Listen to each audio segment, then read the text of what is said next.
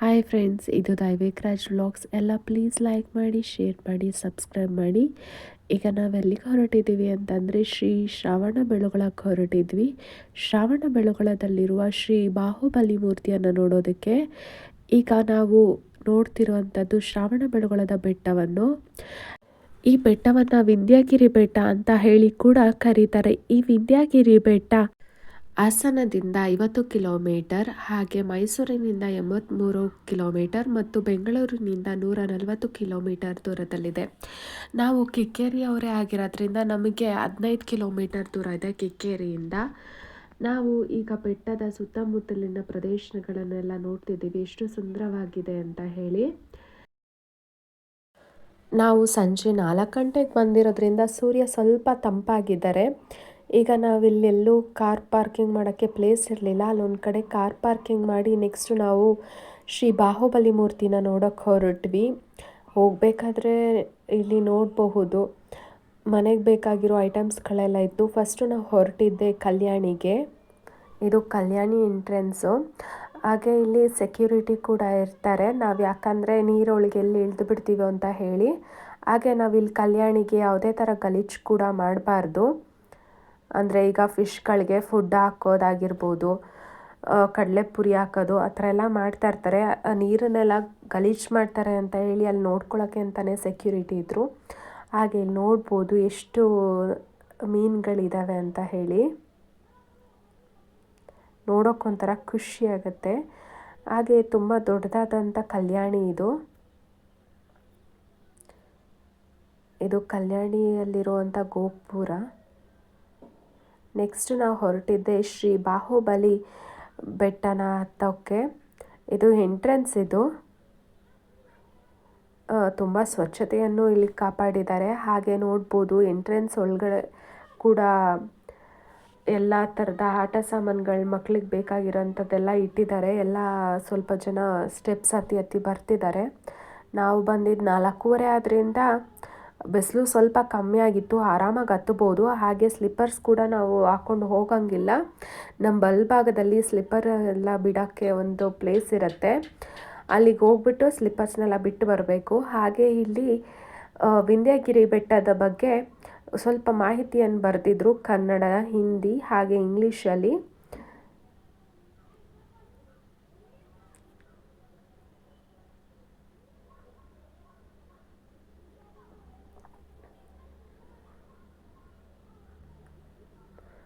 ಆ ಕಡೆ ಸೈಡಿಂದ ಬೆಟ್ಟ ಹತ್ತಿ ಇಳಿದು ಬರೋರಿಗೆ, ಮತ್ತು ಈ ಕಡೆ ಸೈಡು ನಮ್ಮ ಎಡಭಾಗದಲ್ಲಿ ಬೆಟ್ಟ ಹತ್ತೋರಿಗೆ. ಸರಿ ಅಂತ ಹೇಳಿ ನಾನು ಬೆಟ್ಟ ಹತ್ತಕ್ಕೆ ಅಂತ ಹೊರಟ್ರೆ ಇಲ್ಲಿ ನನ್ನ ಮಗ ಬಂದೇ ಇಲ್ಲ. ಎಲ್ಲೋಗಿದ್ದಾರೆ ಅಂತ ನೋಡ್ತಿದ್ರೆ ನನ್ನ ಮಗ ಆಗಲೇ ಟ್ಯಾಕ್ಸ್ ಹಾಕ್ತಿದ್ದ.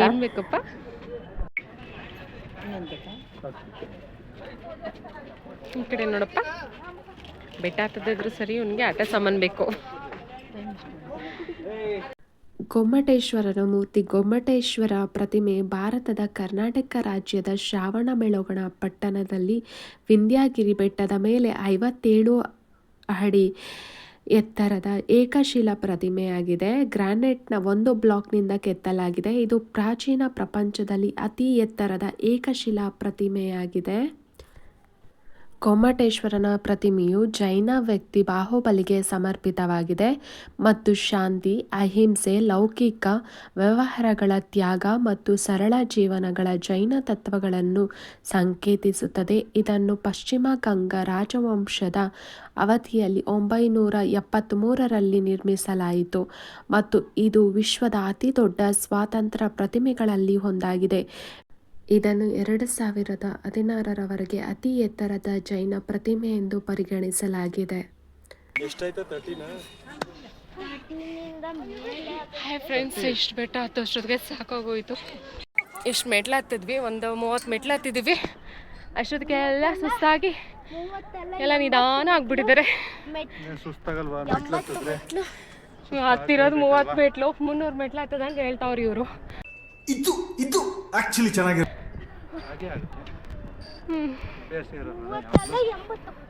ನಿಧಾನ, ಏನು ಅಷ್ಟು ಉದ್ದ ಹತ್ತಬೇಕು. ನೀವು ನೋಡ್ತಾವನಾಗ್ಲೇ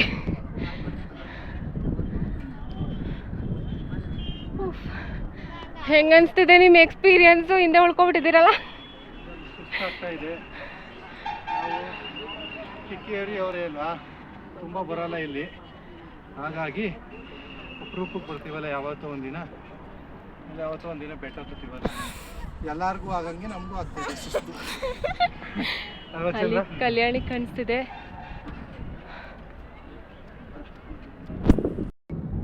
ಅಲ್ಲಿ ನೋಡಿ, ಅದು ಚಿಕ್ಕ ಬೆಟ್ಟ ಅಂತಾರೆ, ಇದು ದೊಡ್ಡ ಬೆಟ್ಟ ಅಂತಾರೆ. ನಮಗೆ ದೊಡ್ಡ ಬೆಟ್ಟ ಹತ್ತೆ ಸುಸ್ತಾಗ್ತಿದೆ. ನೆಕ್ಸ್ಟ್ ಟೈಮ್ ನಾವು ಚಿಕ್ಕ ಬೆಟ್ಟ ಹತ್ತಿ ತೋರಿಸ್ತೀವಿ. ಈಗ ದೊಡ್ಡ ಬೆಟ್ಟನ ಹತ್ಬಿಟ್ಟು ಮೇಲ್ಗಡೆ ಎಲ್ಲ ಹೇಗಿದೆ, ಎಷ್ಟು ಸ್ಟೆಪ್ಸ್ ಇದೆ ಅಂತ ಕೌಂಟ್ ಮಾಡೋಕ್ಕಂತೂ ಆಗಲಿಲ್ಲ ಸುಸ್ತಲ್ಲಿ.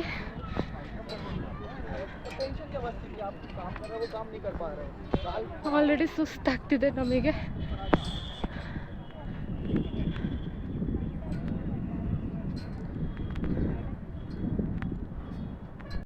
ನೋಡಿ, ನನ್ನ ಹಸ್ಬೆಂಡು ಅರ್ಧ ಮೆಟ್ಲು ಹತ್ತಿಲ್ಲ, ಆಗಲೇ ಸುಸ್ತಾಗ್ಬಿಟ್ಟಿದ್ದಾರೆ ಇವರು.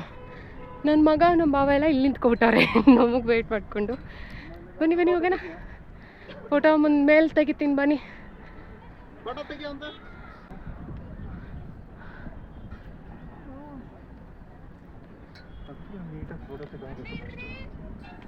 ತಗೊಳ್ಳೋಣ ಬನ್ನಿ ಮೇಲ್ಗಡೆ.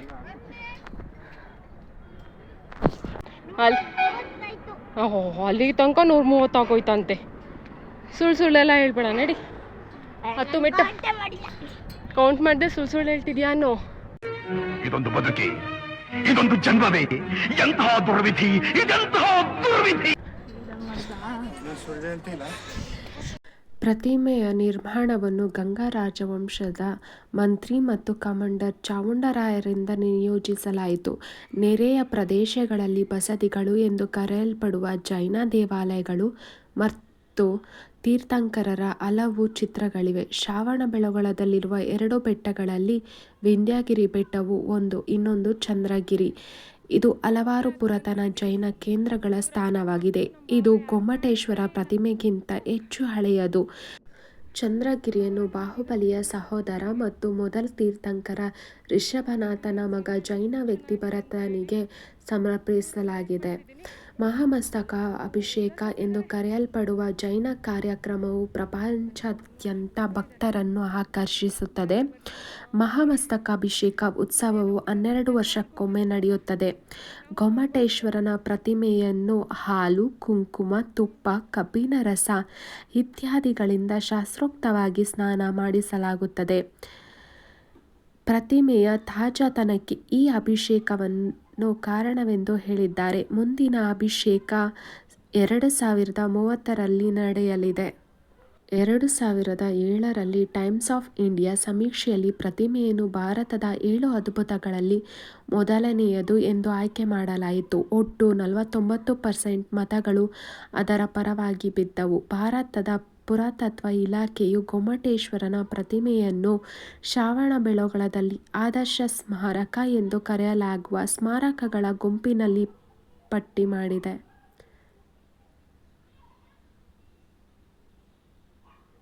ಈಗ ನಾವು ಅರ್ಧದಷ್ಟು ಸ್ಟೆಪ್ಸ್ನ ಹತ್ಕೊಂಡು ಬಂದಿದ್ದೀವಿ. ನೆಕ್ಸ್ಟ್ ಈಗ ನಾವು ನೋಡ್ತಾ ಇರೋವಂಥದ್ದು ಒಂದೇಕಲ್ ಬಸದಿ ಏನೋ ಮೆನ್ಷನ್ ಮಾಡಿದ್ದಾರೆ.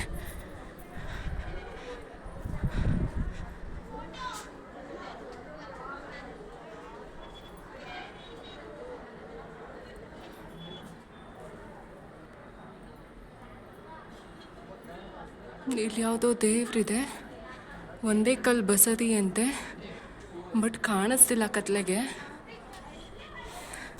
ಇನ್ನು ನಾವು ಅರ್ಧದಷ್ಟು ಬಂದಿದ್ದೀವಿ, ಇನ್ನೂ ಅರ್ಧ ಮೆಟ್ಲು ಹತ್ತಬೇಕು. ಹೇಗೆ ಹತ್ತೀವಿ?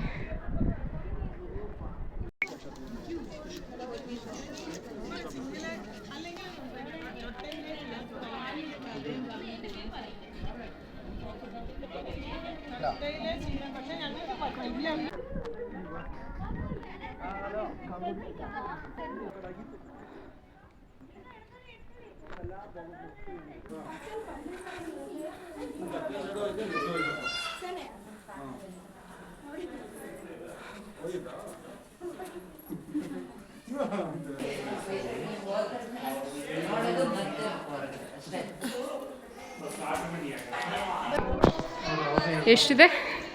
ಇಷ್ಟೇ ಅಲ್ಲ 1043 10ನೇ ಶತಮಾನ. ಕರೆಕ್ಟಾಗಿ ವಿಡಿಯೋ ಮಾಡಿ ಬಂದಿದ್ದು ಆಮೇಲೆ ಫಸ್ಟಿಂದ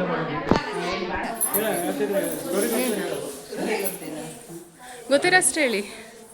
ಎಷ್ಟನೇ ಇಸ್ವಿದಾಗಿರೋದಾದ್ರೆ ಅಂದರೆ 1981 ಇಸ್ವಿಲಾಗಿತ್ತು. ಅಂದರೆ 1043 ವರ್ಷ ಆಯಿತು ಪ್ರತಿಷ್ಠಾಪನೆ ಆಗಿ. ಗಂಗರಾಜ ಇರ್ತಾನಲ್ಲ ಚಾಮುಂಡರಾಯ, ಅವನು ಕೆತ್ತನೆ ಮಾಡಿದ್ದು. ಚಾಮುಂಡರಾಯ ಇರ್ತಾನಲ್ಲ ಗಂಗರಾಜದ ಅವನು ಮಂತ್ರಿಯಾಗಿರ್ತಾನೆ. ಅವನು ಚಾಮುಂಡರಾಯ ಕೆತ್ತನೆ ಮಾಡಿಸಿದ್ದ. 12 ವರ್ಷಗಳ ಕಡೆ ಕೆತ್ತನೆ ಮಾಡಿಸ್ತಾನೆ. 12 ವರ್ಷ ತಗೊತಾರೆ ಅರಿಷ್ಟನೇಮಿ ಅಂತ ಶಿಲ್ಪಿ. ಆಮೇಲೆ 12 ವರ್ಷ ಆದಮೇಲೆ ಫಸ್ಟ್ ಮಸ್ತಕಾಭಿಷೇಕ, ಪ್ರಪ್ರಥಮ ಮಸ್ತಕಾಭಿಷೇಕ ಮಾಡಿದಾಗ ಅಭಿಷೇಕ ಮಾಡ್ತಾರೆ. ಮೂರ್ತಿ ಅರ್ಧ ಭಾಗ ಮಾತ್ರ ನೆನೆಯುತ್ತೆ, ಅರ್ಧ ಭಾಗ ನೆನೆಯೋದೇ ಇಲ್ಲ. ಯಾಕಂದರೆ ಚಾಮುಂಡರಾಯಂಗೆ ಅಹಂಕಾರ ಬಂದಿರುತ್ತೆ.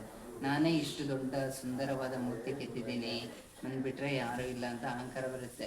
ಅವಾಗ ಏನು ಮಾಡ್ತಾರೆ, ಕುಷ್ಮಾಂಡಿನಿ ಅಮ್ಮನವರು ಅಂತ ಇರ್ತಾರೆ, ಈ ಕ್ಷೇತ್ರದ ಅಧಿದೇವತೆ. ಅವರು ಗುಳಿಕ ಹೆಜ್ಜೆ ರೂಪದಲ್ಲಿ ಬಂದು ಅಭಿಷೇಕ ಮಾಡಕ್ಕೆ ಕೊಡ್ತಾಳೆ. ಅವಳು ಕೆಳಗಡೆಯಿಂದ ನಡ್ಕೊಬಿಡ್ತಾಳೆ.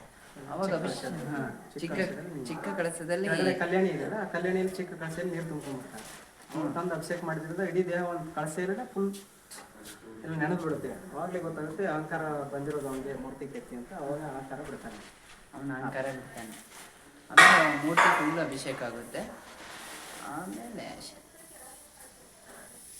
ಆಮೇಲೆ ಇದು ಅಭಿವೃದ್ಧಿ ಆಗೋದೆಲ್ಲ ಚಂದ್ರಗುಪ್ತ ಮೌರ್ಯ ಕಾಲದಲ್ಲಿ. ಅಲ್ಲಿನ ಮೂರ್ತಿ ಕೆತ್ತನೆ ಆಗಿರೋದು ಮಾತ್ರ ತಲಕಾಡಿನ 4ನೇ ರಾಜಮನ್ನ ಮಂತ್ರಿ ಅಂತ ಚಾಮುಂಡರಾಯನ ಗುರು ಯಾರಂದರೆ ಅಜಿತ ಸೇನಾಚಾರ್ಯ.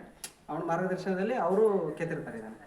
ಅವನ ರಾಕರಾಜನ ಮಲ್ಲನ ಮಂತ್ರಿ ಆಗಿಂತ ಅರಿಷ್ಟನೇಮಿ ಅವನ ಕೆತ್ಸಕತ್ತಿರೋದು. ಅರಿಷ್ಟನೇಮಿ ಇದನ್ನು ಕೆತ್ತಿರೋದು.